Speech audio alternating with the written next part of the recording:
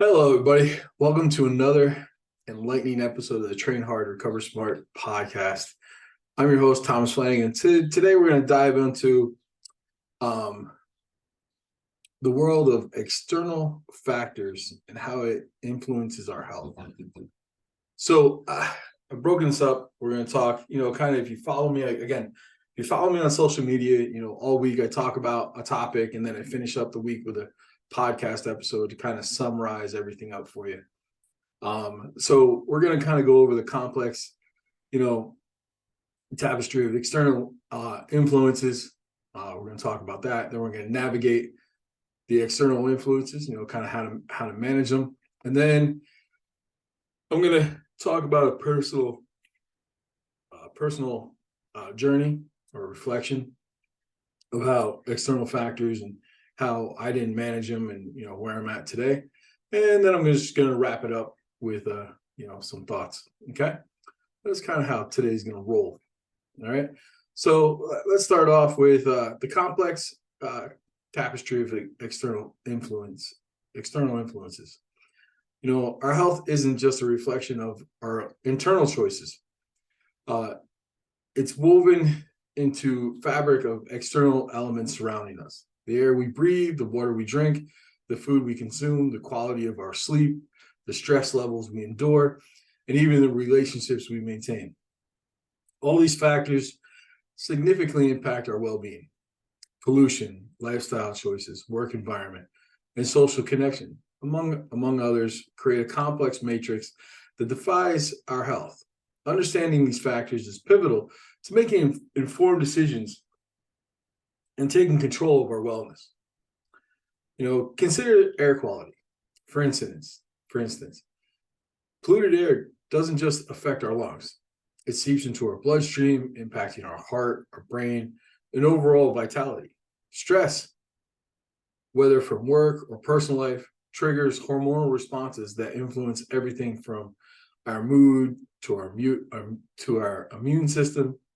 The food we consume acts not just substance, but as information for our genes, shaping our metabolic health and overall vitality. But by comprehending these external influences, we gain the power to make conscious choices. It's not about living in a bubble, but about navigating, these intricate web with awareness, from choosing organic produce to managing stress through mindfulness and exercise. Each decision contributes to our wellness, our well-being.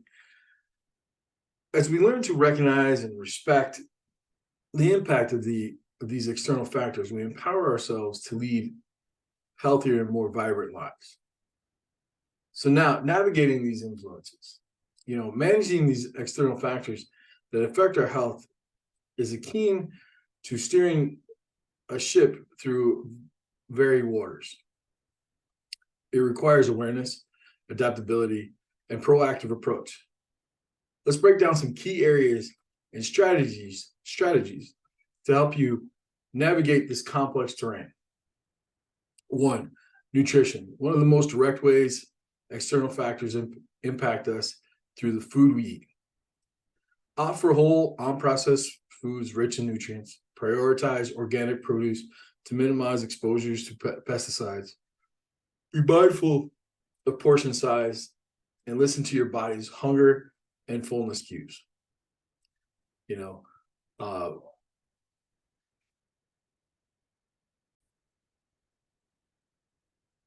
next one is physical activity. Regular exercise is a powerful tool for combating the effects of external stressors. Find activities you enjoy, whether it's jogging, yoga, dancing, or hiking. Exercise not only strengthens your body, but also releases endorphins, reducing stress and promoting mental well-being. Another one, sleep quality. Create a sleep conducive environment by keeping your bedroom dark, quiet, and cool. Establish a consistent sleep schedule, even on weekends. Limit screen time before bed to improve the quality of your sleep. allowing your body to repair and rejuvenate. Stress management. Stress is an inevitable part of life, but we have to respond to it. But how we respond to it matters. Incorporate relaxation techniques such as meditation, deep breathing, or mindfulness into your daily routine. Cultivate hobbies and activities that bring you joy and provide an outlet for stress. Social connections. Maintain meaningful relationship with friends and family. Nurture social connections and engage in activities that foster a sense of belonging and community. Positive interactions can buffer the effects of external stressors. Environmental awareness. Be mindful of surroundings. Minimize exposure to environmental toxins by choosing natural cleaning products. Oh, man. Excuse me. Using air purifiers and opting for chemical-free personal care items. If you live in a highly populated or polluted area, consider wearing masks designed to filter out harmful particles. I'm not really a big advocate for wearing masks, but yes, if you're in a highly polluted area where the air is very polluted, then yes, I would recommend a mask to where you can filter the air. Oh, excuse me. And then seek professional support. If external stressors become overwhelming, don't hesitate to seek help from mental health professionals, counselors, and support groups. Talking about your concerns with a trained expert can provide valuable insights and coping strategies. Remember, managing external factors isn't about perfection. Oh my God, I don't know why I'm yawning so much. Remember, managing external factors isn't about perfection, it's about progress. Implement small changes gradually and be patient with yourself. By taking proactive steps to navigate these external influences, you're not just improving your health, you're enhancing your overall quality of life. Okay. So if you go back and you look at, let's see, I'll give you some episodes to look at here.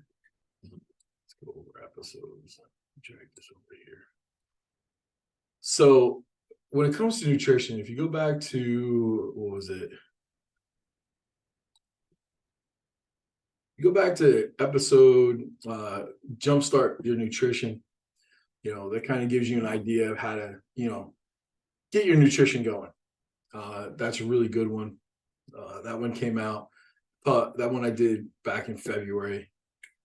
Also did one for nutrition, tips for your diet and fat loss.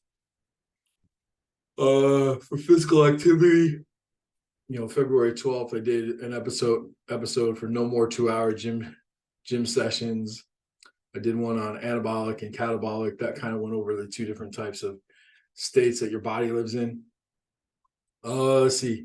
I did one on it's bedtime, so I would listen to that one. That one was May 12th. That's a good one. Stress. Let's see. Did I do one on stress yet? I think I did. Let's see. No, I don't think I did. Huh. Maybe that's next week. I've done a lot on mindset. Social connections. I did a whole one on, your support system. Let's see. Choosing your champions. That one was September 29th. That's just a recent one. So, I'd go back, listen to those.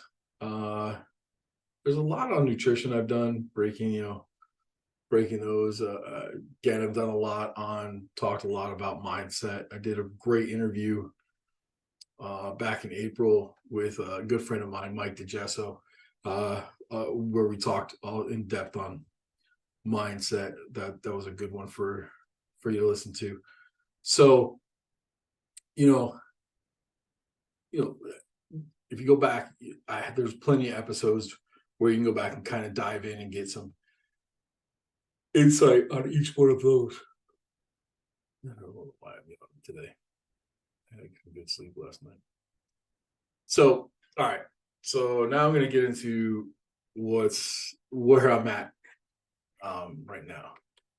So, you know, back in April, I kind of noticed things weren't, but I noticed some subtle signs in my body, that just weren't right. And you know, I had been following, you know, good diet, a caloric deficit, and oh, I just wasn't losing weight. I was actually putting on weight, and I just didn't know why. So, you know, again, like this week here, I asked you guys, when was the last time you went to the doctors? When was the last time you had your checkup? Did you listen to what the doctors told you? Did you take it advice? Did you get your blood work done? Did you adhere? Did the doctor say, hey, your cholesterol is kind of high. You need to kind of adjust things. Did you do any of that? Did you listen to them? You know, so again, there was things going on. I thought these things were just temporary. Just I just figured I had some stress going on. There was a lot of things going on at the time. I figured things would die down. Uh, however, my body was trying to communicate something crucial, something I needed to listen to. So, as April went through, May went through, beginning of June, things were things still weren't right. So I went to the doctor. Doctor's visit led to an extensive blood work, and then went to specialist consultations, and eventually, then it led to more blood work, and then more specialists, and then I had a procedure done late August, and yeah, the results were eye-opening, and my body was trying to cope with the challenges I hadn't acknowledged, challenges that had developed over years of neglecting the warning signs. Doctors, again, you go get your blood work done. Hey, your cholesterol is kind of high. Hey, add a fish oil to your supplement list. Yeah, yeah, yeah. Cut back on the on the processed food. Yeah, yeah, yeah. You know, like, dude, I got a busy schedule. I gotta eat on the go. I don't have time. I don't have time to cook. I don't have time to do all this. Had every excuse on why I couldn't. Well, I can't make excuses anymore. Okay, really, I can't. Um, so what's come about? So there was a deficiency in a vital hormone that was discovered. So with that, now I have to take a medication for pretty much the rest of my life to put that hormone back in my body. And if you served in the military, Motrin is the military candy. Basically, you get hurt, it's 800 milligrams of ibuprofen, water, and walk it off. Well, after years of relying on anti-inflammatories for pain relief, it's taken a toll. Again, I did a post this week about, let's see what I do. I talked about how, you got to be careful with taking over-the-counter medication. It has long-term effects. It could affect, a lot of, your kidneys and your liver. Well, over-the-counter medication has taken its toll on my liver, disrupting its function. The relevant it's forced me to make significant lifestyle changes and a permanent adjustment to my diet. Suddenly, all the choices or non-choices that I made have caught up to me, leading to the reality I hadn't anticipated. So now that my liver can't function right, there's certain things I can't eat. There are certain things, that my body just doesn't do anymore. So it just makes it life a lot more difficult. So I share this with you because, there's, you have to be aware of things that you're doing, because they take a toll. And for anybody that's younger, that's listening to this, yeah, we get aches and pains and, Motrin, Tylenol, all that stuff is easy to take to get rid of it, but they have long-term effects. There's other ways to manage pain. There's other ways to get rid of aches and things like that I am finding out now. So again, why do I share this deeply personal experience with you? It's not for sympathy, but to emphasize a critical point. Our bodies provide us with warnings, and we must listen. The external factors we discussed earlier, our diet, stress levels, medication use, and more, are interconnected pieces of a puzzle that determine our health. The decisions we make today reverberate into our future. My story serves as a reminder that neglecting our well-being, dismissing warning signs, underestimating the impact of external factors can lead to profound consequences. So again, I heard these warning signs for years. Every time I got my blood work, hey, your cholesterol is a little bit on the high end. Add fish oil; it'll take care of it. Fish oil is easy. That's an easy thing to do. Is take one with breakfast, one with dinner. Hey, it'll bring it down. Add 3 30-minute workouts a week. It'll bring your cholesterol down. All right. Yeah, I was too busy for that stuff. So again, I share this with you just to, make you aware. Listen to what your body's telling you. When you go to the doctor and they want to prescribe medication for you, ask them, hey, is there any alternative that I can do? Like an anti-inflammatory, turmeric. Turmeric is a great natural anti-inflammatory that you can season your chicken or your beef or anything with, and that's an anti-inflammatory. So you can replace the ibuprofen with turmeric. And there's plenty other things out there that can replace that Tylenol and all that other stuff. Now, in certain cases, there's medicine that you need. But I'm just saying, for small aches and pains, things like that, there's other ways. So I urge you, to my listeners, to learn from my journey. Take your health seriously. Be mindful of the external factors that surround you and prioritize self-care. Embrace each day with intention, appreciating the beautiful harmony between your body and the world around you.